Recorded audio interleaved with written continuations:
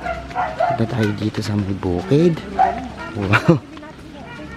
Po kasi, Maamoy. yun yung maamoy na ornamentals na. Asyan. Ganyan. Sa may kapraso lang ugat. So, yan, lulubog lang yung mga, nagiging kahoy pala yung ano nito, yung pinakapuno. Hello everyone, this is Sir Misunabi ni Dino Park and Eco Garden and welcome back sa ating YouTube channel. And for today's video, maulan dito sa amin. May bagyo yata, enting na bagyo. And kanina, kauwi ko lang, tapos tinatawag ako ni Ate Juday, hindi ko alam kung bakit, pero meron daw kang pakalat-kalat ng mga halaman doon sa pupuntahan namin at mangunguha raw kami, no? Plant hunting ito kumbaga. Kasi pakita ko sa inyo yung naitanim niyang mga halaman galing doon. Tara, samahan niyo ako ngayong araw na to. Kung ready na kayo mga ka-MVP, tutok lang po.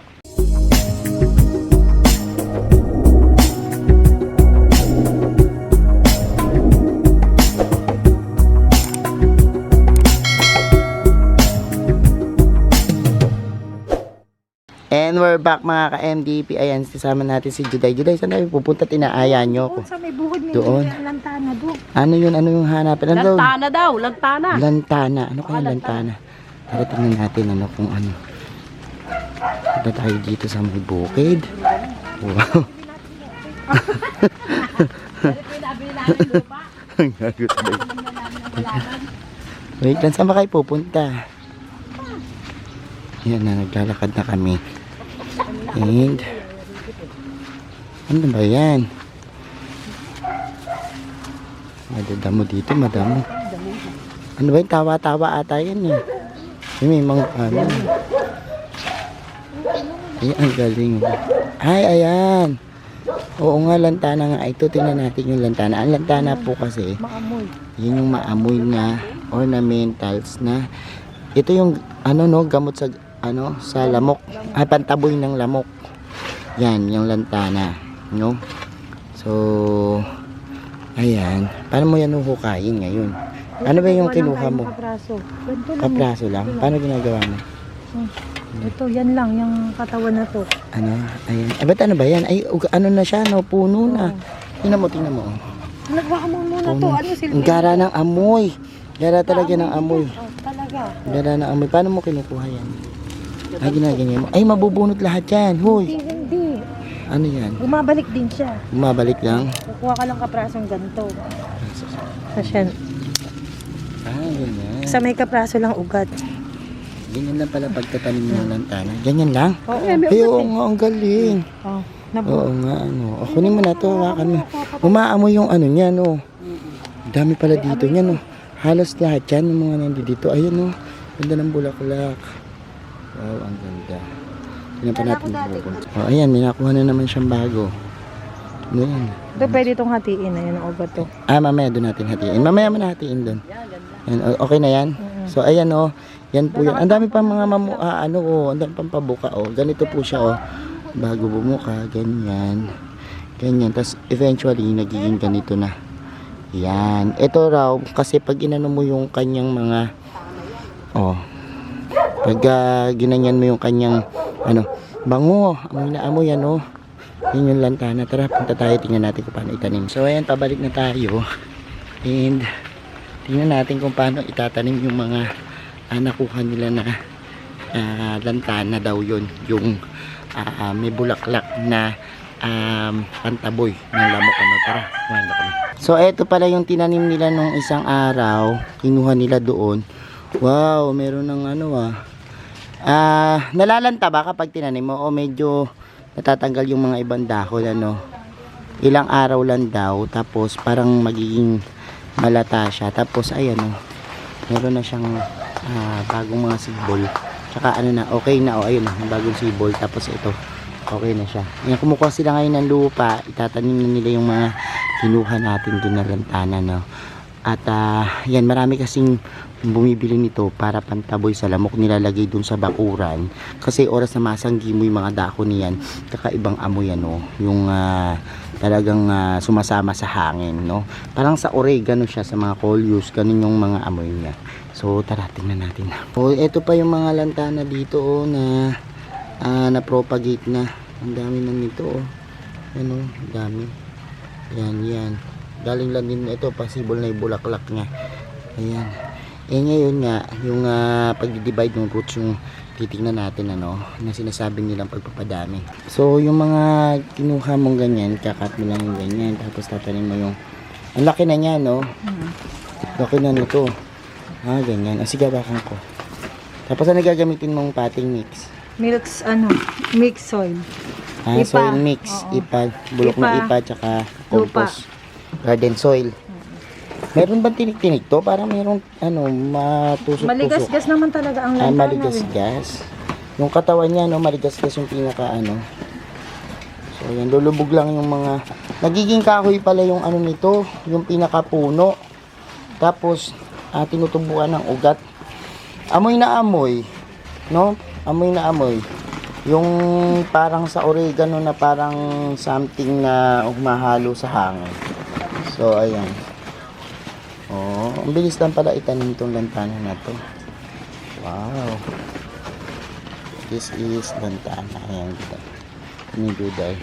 Eto, paano tong isa na to? Eto, kakat mo to. Saan mo yan ikakat? Ito yung malaking nakuha niya, oh. Pinuputol lang. So, puputulin lang siya. Yung pinakakahoy niya. Yan. Pero may mga roots na rin to. Wala. Ayan o, meron na. Saan? Ayan o, mga ganyan lang yun. Mga maliliit. So, isang lang yan? Isang baon lang yan? Dalawa. Teka lang, may mga nasasama mga yan. Dadalawahin. So, parang stem lang din siya. Kaya lang, ang kagandahan may roots na. Ganyan lupa na konti, tapos tatanim na ganyan. And, mabilis tumamulaklak, no? Lalo ngayon, ang bilis mamulaklak. Ang ganda ng bulaklak niya. Kaya lang dumadawig din to, kaya dapat alaga ng trim, ano?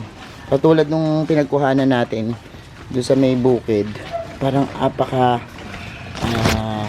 dawig na, no? Bango, ang bango ng amoy. So ganyan lang siya.